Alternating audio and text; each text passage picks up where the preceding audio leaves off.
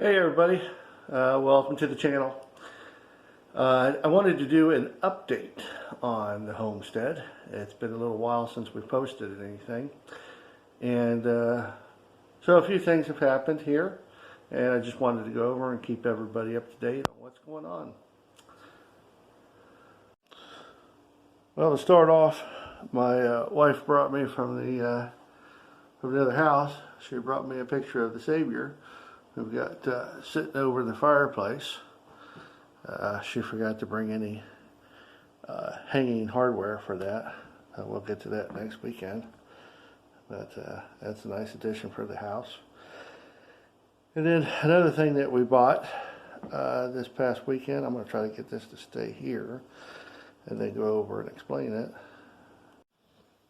Alright, well I tried to get down and get in the picture frame and it didn't work too well.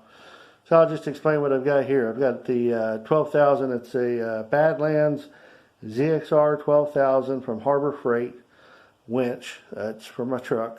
And so, let me see if I get my finger. So that right there is the control box. And it comes with a 12-foot cord remote control. But you can actually buy an adapter for a wireless remote that plugs into the same place and has a small box that you attach.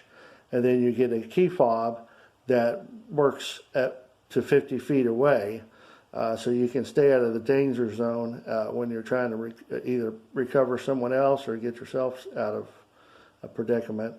And then over here, this fair lead came with the winch, and so everything came here except for this plate with the winch, and I paid $2.99 for the winch. It's usually $3.99, but they got it on sale.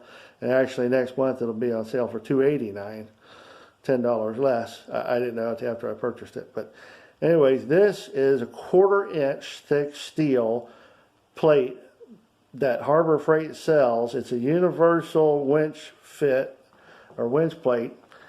And it's got a lot of holes pre-drilled in here. And it's universal, but it doesn't mean that it fits everything just perfectly. It fits these winches. It's pre-drilled for the Harbor Freight winches, the 9,000 and 12,000 pound winches. But what we're going to have to do, because I don't want to buy a winch bumper. I like my bumper. We're going to do some custom work. A friend of mine and we're going to put this inside the truck, and I'll show you that in a second.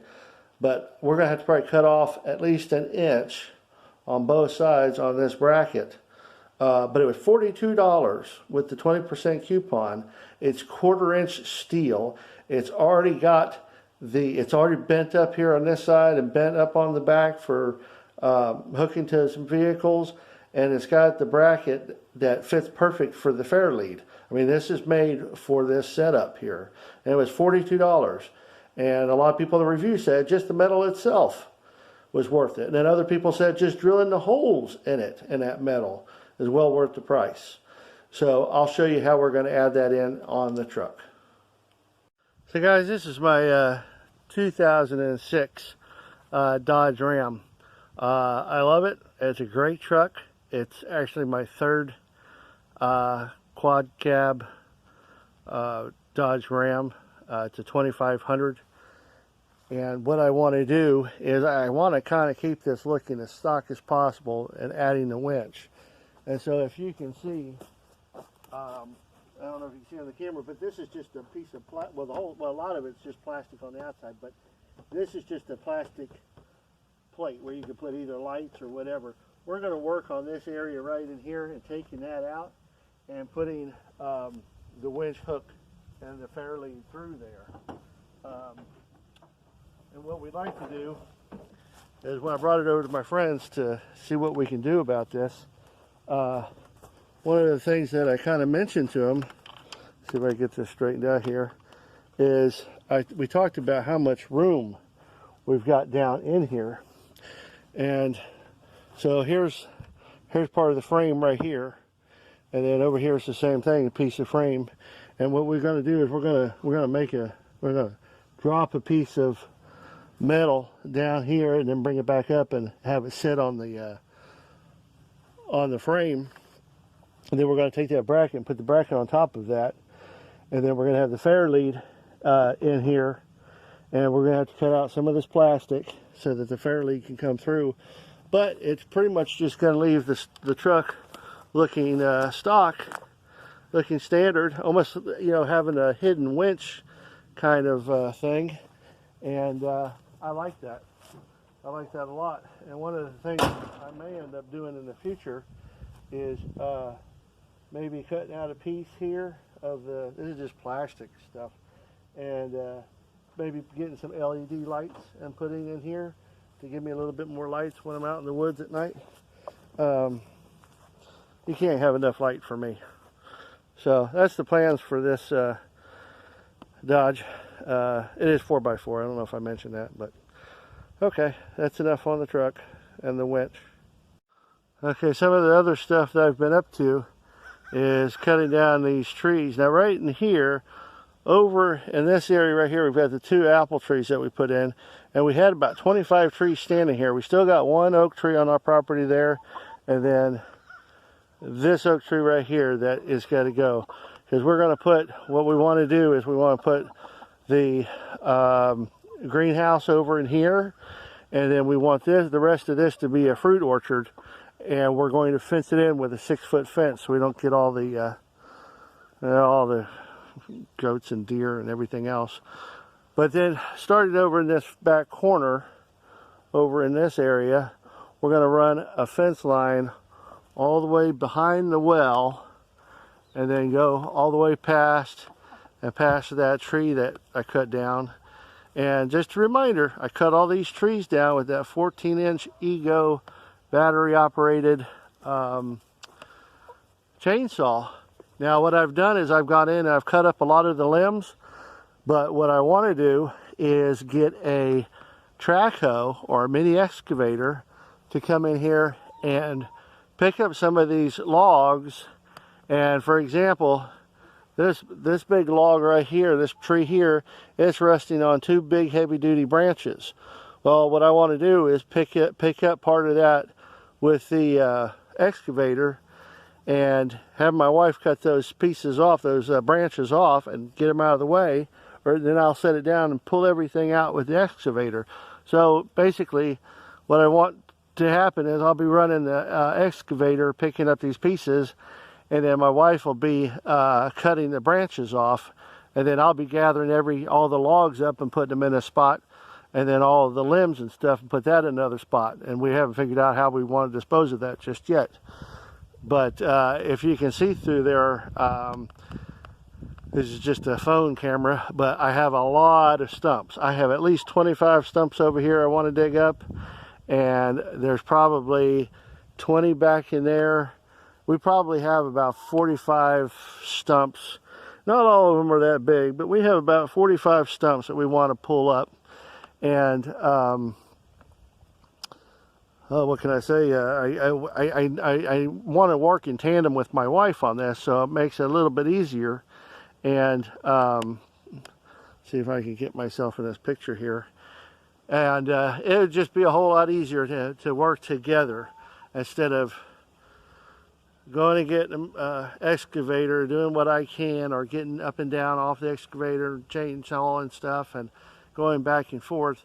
But the problem is she's used all of her vacation and sick time up until September. So, and I'm not doing anything in September. We'll wait till October, November.